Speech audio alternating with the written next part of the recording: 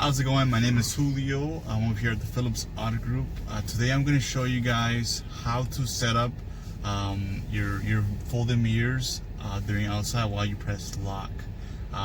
If you don't change this, once you press lock, it doesn't fold in, but you can actually customize it.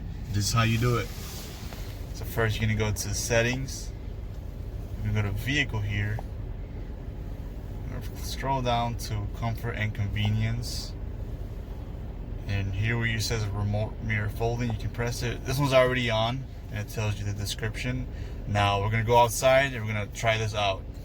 All right, so we are right here. It's a little windy, don't bear with me, but we're gonna get close to this here. And then with this key, we're gonna press twice and it should fold down.